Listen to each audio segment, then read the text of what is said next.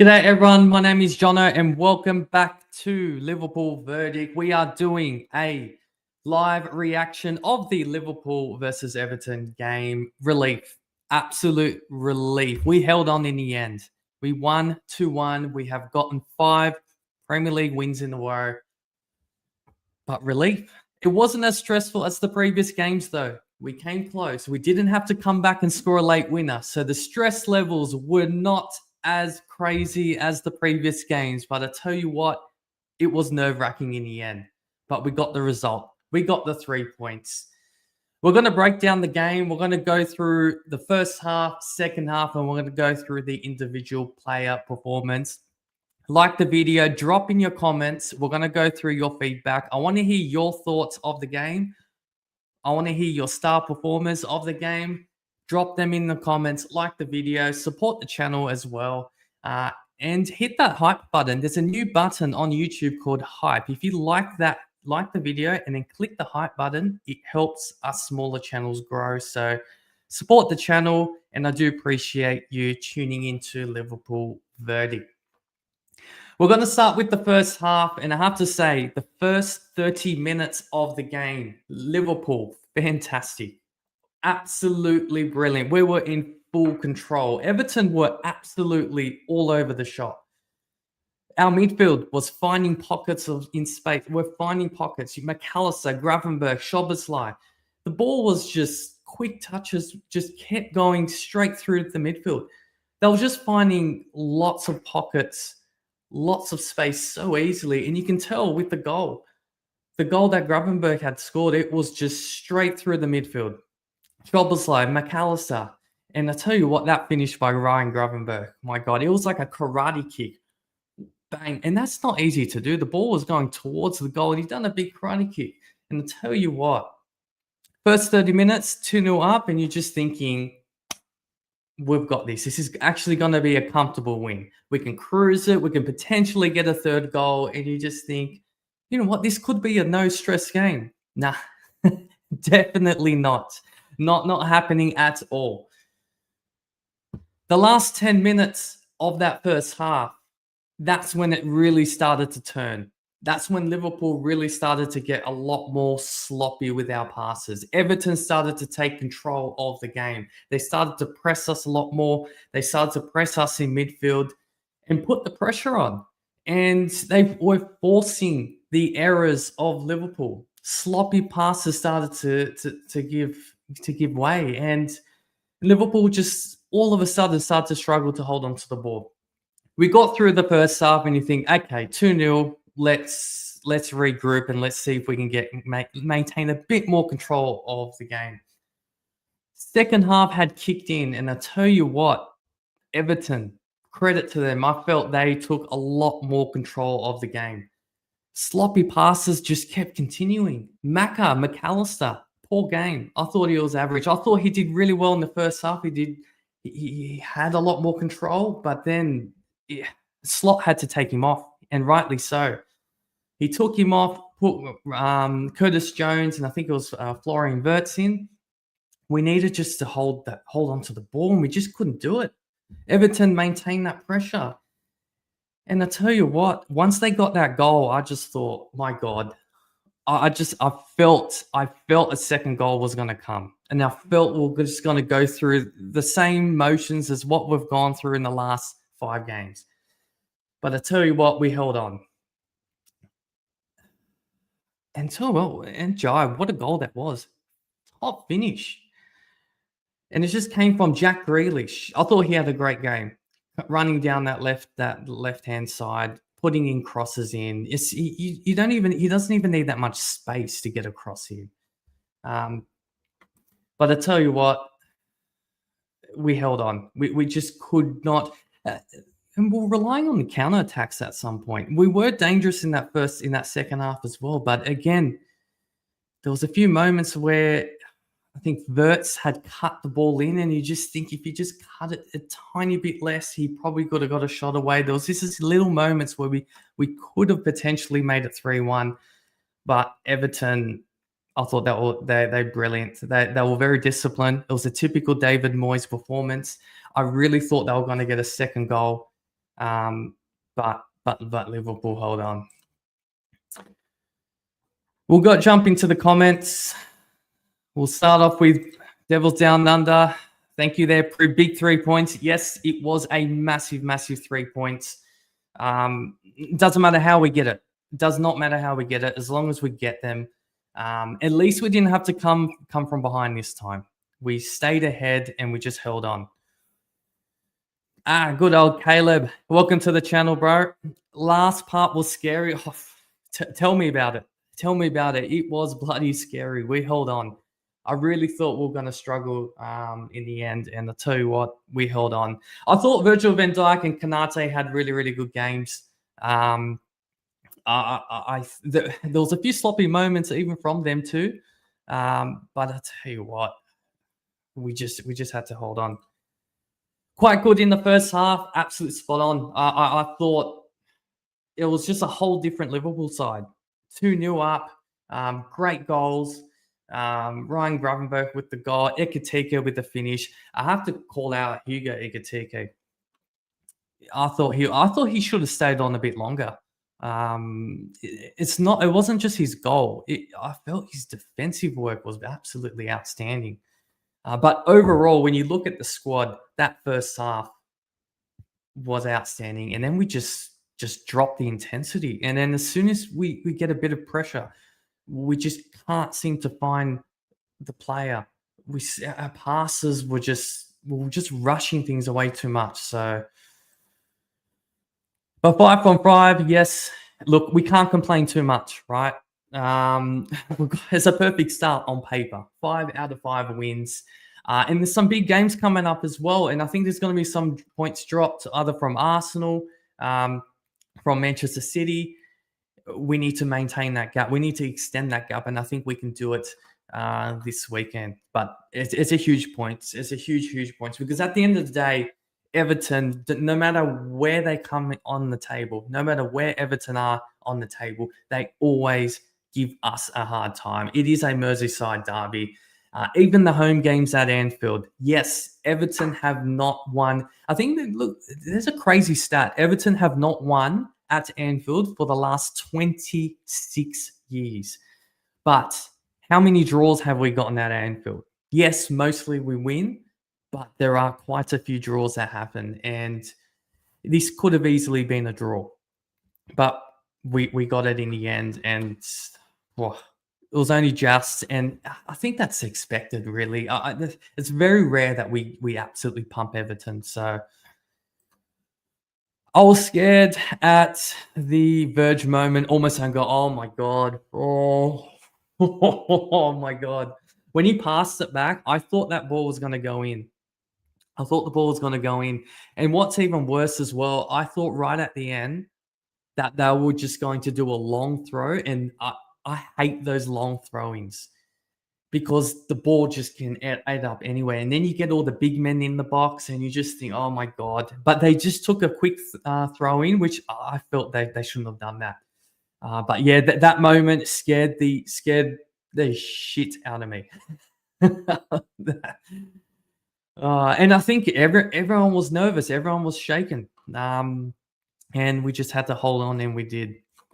I wanted Isak to score, though. Oh, that would have been a really, really good Anfield debut for Isak. I felt we didn't get him involved that much in the second half. There was one moment where his link-up play with between Alexander Isak and Mo Salah, I thought looked okay. There was some moments where they put a little through ball in, and I think it was Salah got a shot away, and it was a little through ball from Alexander Isak. So they haven't been playing long together, but you can tell that they know each other's play. And it's only going to get better. And with these types of players, especially Alexander Isak, he doesn't need that much space to get a shot away, and he's so good on the ball as well. You just need to put the ball in little pockets of space and he will get onto it. Between him and Florian Wirtz, I thought in the last game, their connection between them two were really, really good. But this game, that didn't really seem to get him involved as much. But look, it's early days. Alexander Isak, he's still not 100% fit. And it's still going to be a while before we see him get a full 90 minutes. I don't even think he will be getting many 90 minutes. It's going to be a lot of sharing of the role between Hugo Egitic and Alexander Isak. But look, the goal will come. We know the goal's going to come. We know the talent. We know the talent that Alexander Isak has. And I think we just got to be patient. But even when everyone is not at their best, you've got Florian Wirtz. He's a top quality player, but we know he can do more. Same with Alexander Isak. We're still not at our best. We still haven't got out of second gear. And once we do, and when it clicks, it's going to be scary for everyone.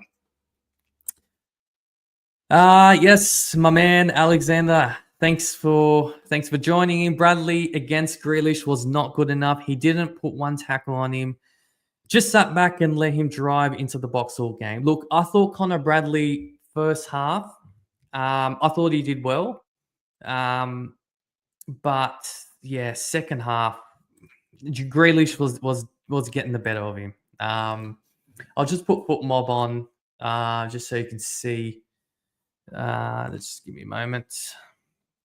There we go.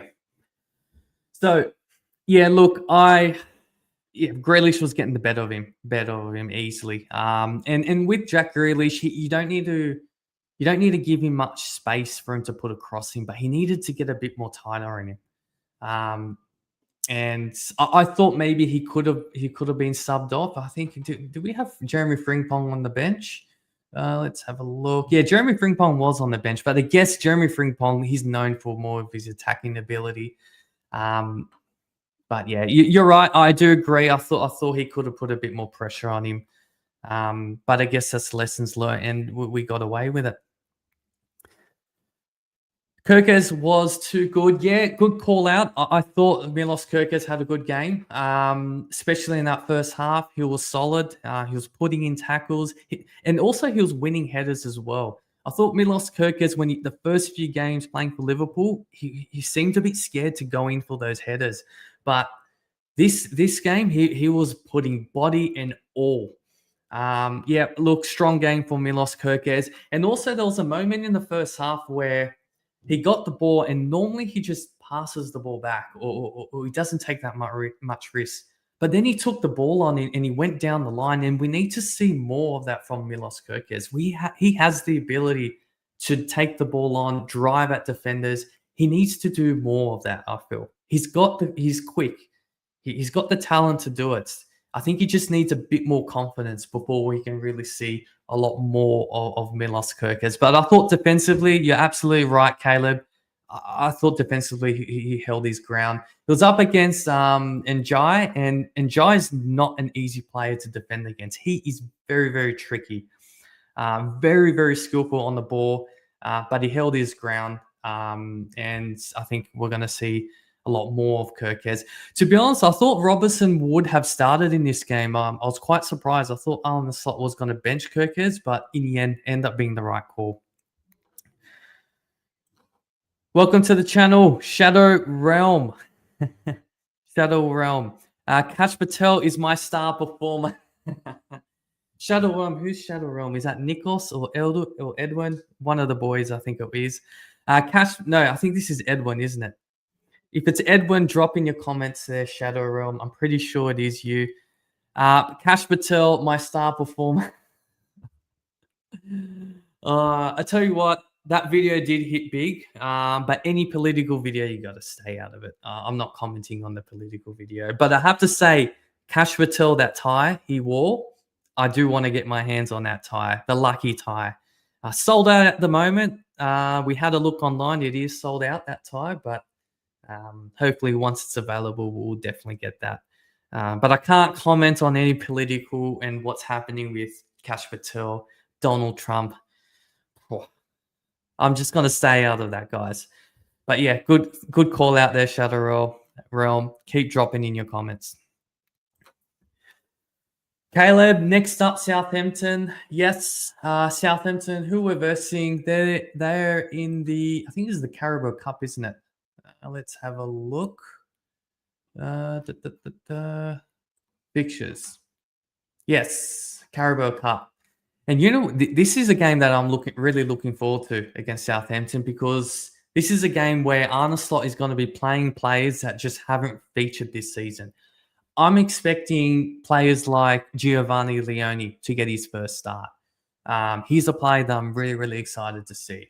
I think Joe Gomez will get a bit more of a run. Federico Chiesa, a lot of these squad players I think are going to get a lot more game time, will probably start. And these are the games that they need to prove to Arne Slot that, look, they're ready. They're ready. Look, we should get a comfortable win over Southampton. We really should. But of course, you just never know. I'm expecting, as I said, a lot of our squad players, and they do really, really need to step up. But I think it's going to be a comfortable win. Southampton have lost a couple players as well. I think they lost Tyler Dibbling. He even came off the bench. Tyler Dibbling was at Southampton last season, and then he left and went to Everton. Everton bought him for, I think it was about 30 or 40 million. Top player, really, really rate Tyler Dibbling, but he is a big loss for Southampton. But yeah, definitely excited for this one. But going back to the game, and look, let's go back. Where are we? Everton.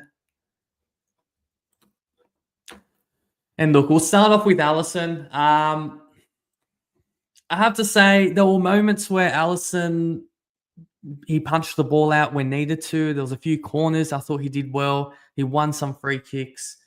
But then he did some shaky passes in this game.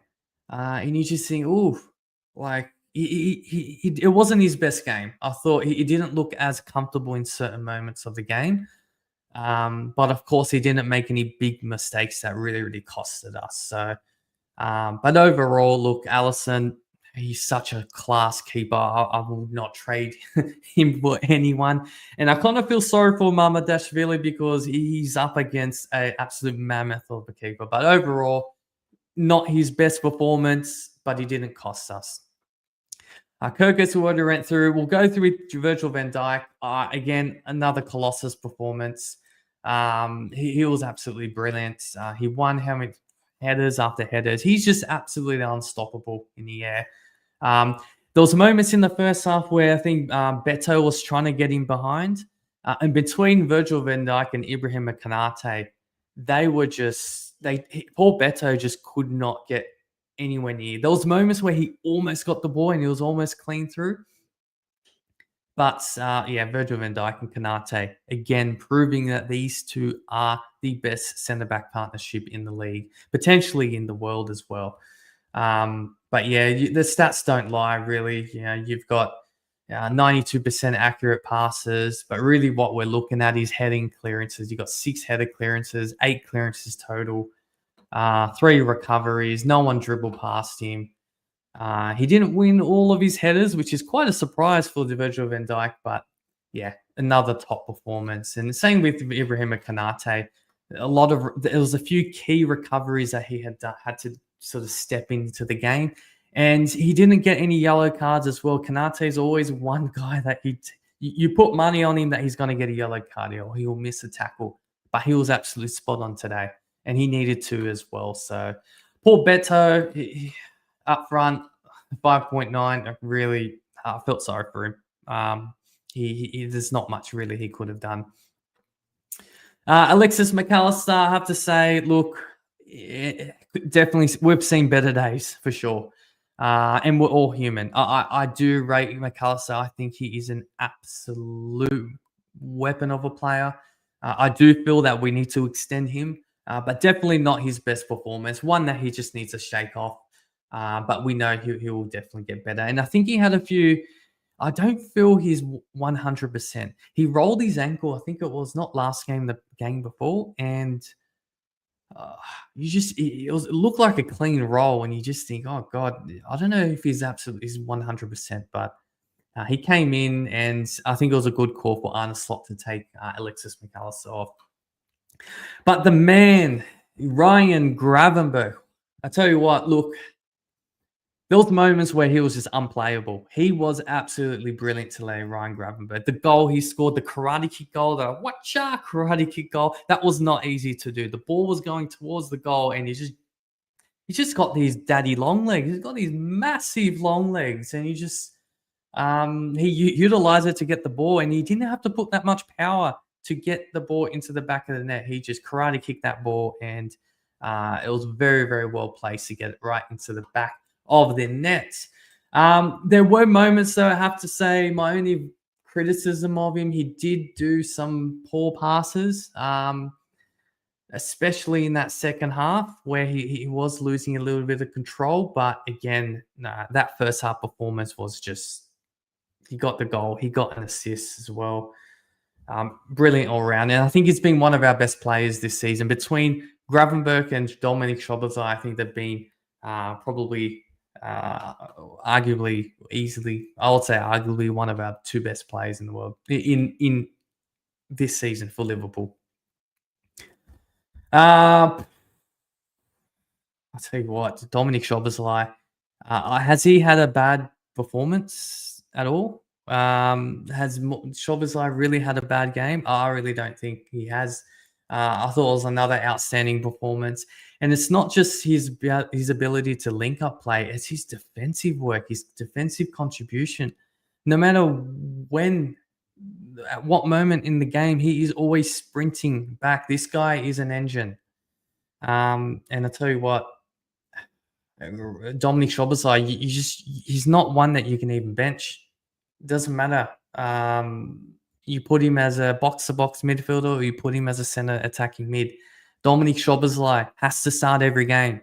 He is so bloody good. And it's not just his ability to score, it's just his defensive work is outstanding. And he showed up today for sure. Guys, drop in your comments. Let me know your thoughts. Drop them in. Definitely, who's your stand-up player? Drop them in the comments below. And what were your thoughts of Hugo Ekitike as well? I thought Hugo Ekitike, Hugo Ekitike is just giving Arne Slot a tough problem. He really is. It's like, you want to start Alexander Isak, but Hugo Ekitike is pretty much saying, no, I'm the main man. And he did so today. His link-up play was good. Great finish. I think it went through the keeper's legs. And he's proving everyone wrong to say people are just thinking Hugo Ekitike, yeah, he needs a bit of improvement with his finishing. But I tell you what, how many goals has he got this season? He's on what, 3 or 4 goals this season? Let's have a look. I think he's on three Premier League goals this season. So great start for him. But one thing that really impressed me with Hugo Ekitike was his defensive contribution. He was winning balls. He was just being a bit of a bulldog to Everton. And I was quite surprised that Arne Slot took him off. I really felt he probably should have stayed on. But Arne Slot tends to always take Hugo Ekitike and just alternate between him and Alexander Isak. But I thought he had a great game. Let me know your thoughts in the comments. I thought he was absolutely outstanding. 4 out of 4 successful dribbles. He got 2 tackles, 3 clearances, even from corners as well. There's a lot of good clearances that he does from corners. He's just a giant. He's a massive, massive boy. Hugo Ekitike, how big is he? So what, 6'5", 6'4"? And there's a lot of key clearances he does from corners as well. So it's not just his attacking ability, not just his scoring ability, it's just his defensive work as well. Absolutely outstanding for Hugo Ekitike.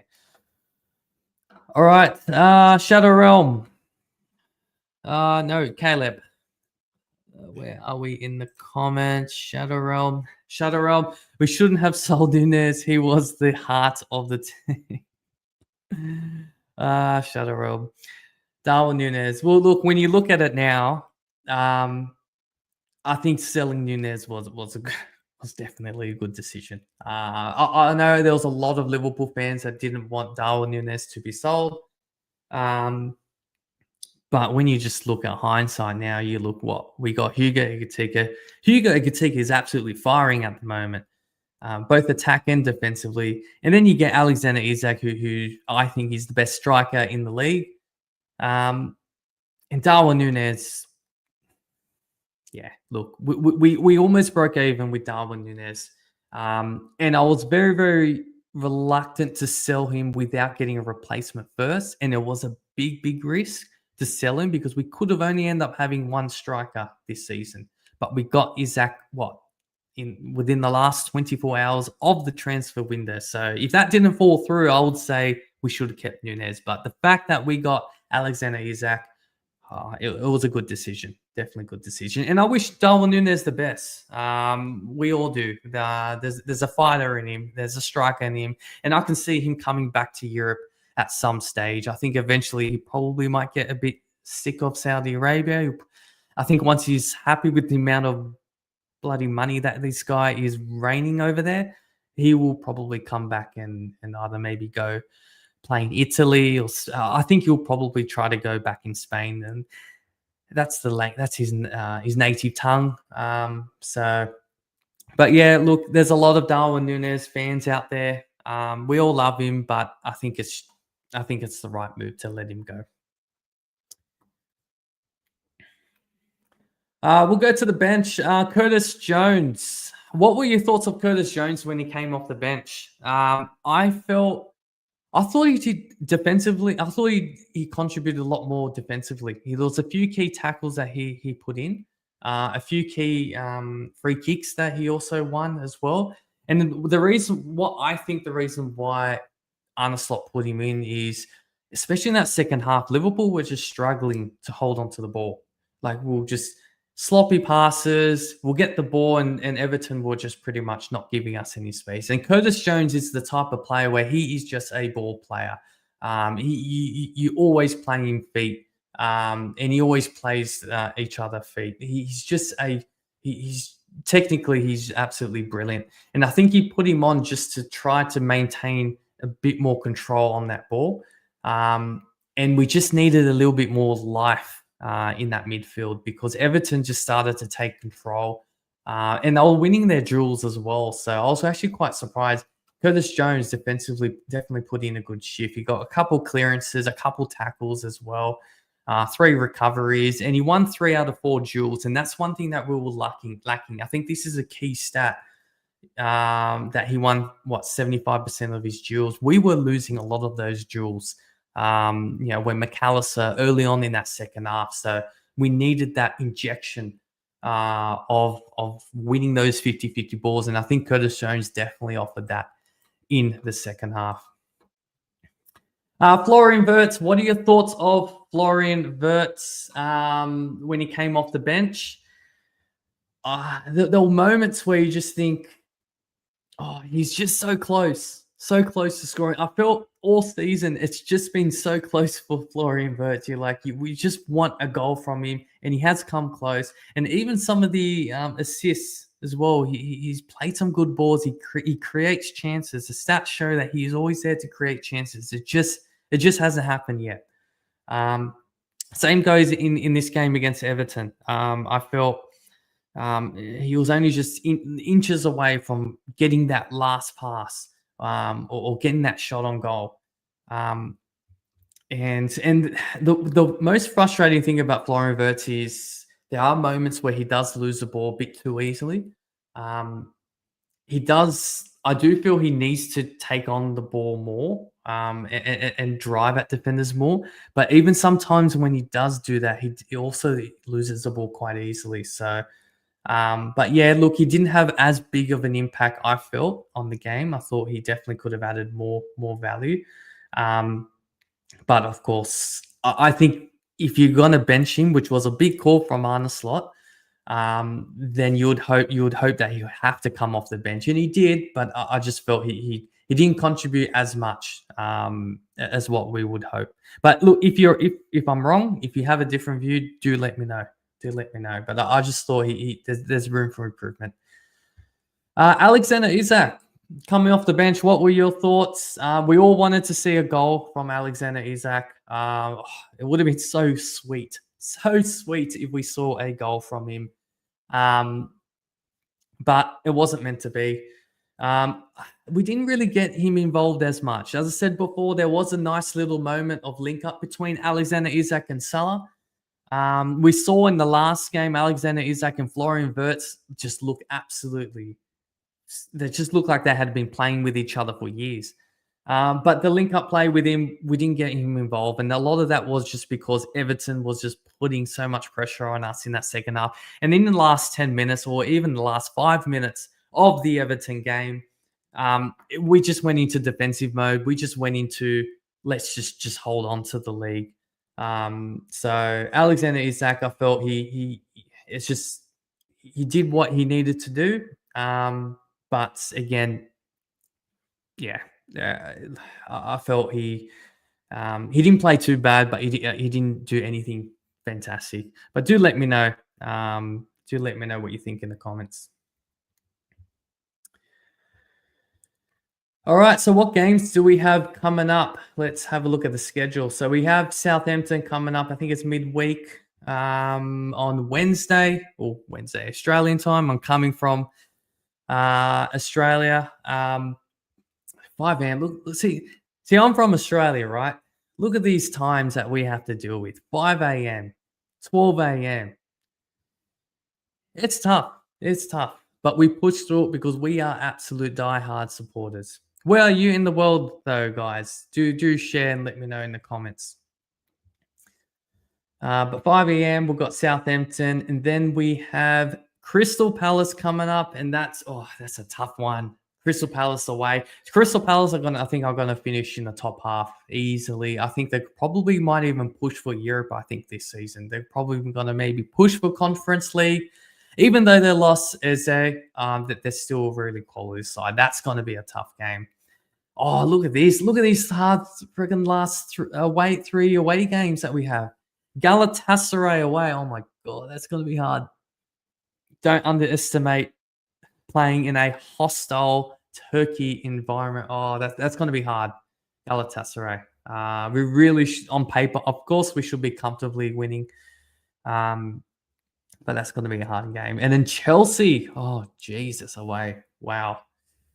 Yeah, we've got some hard games coming up, guys. But look at this. We're all green. 5 out of 5 wins. 5 out of 5 wins in the Premier League.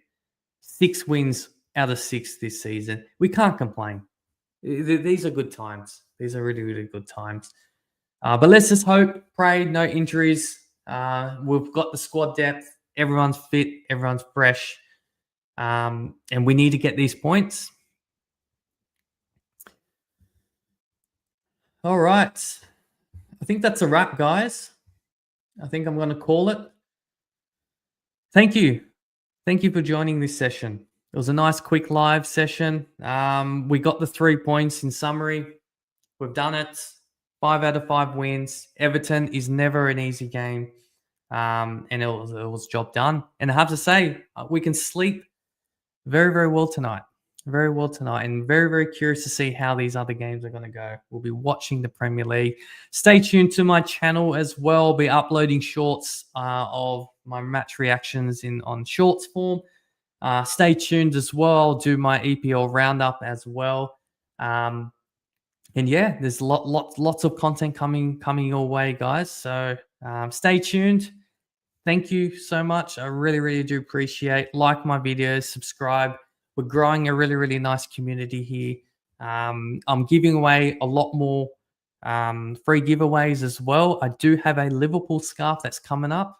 So once we finish with our promo with our Liverpool cards, I'm giving away a Liverpool scarf as well. So stay tuned. There's more coming. And thanks again. I think we can end. That's a wrap. Thanks, guys.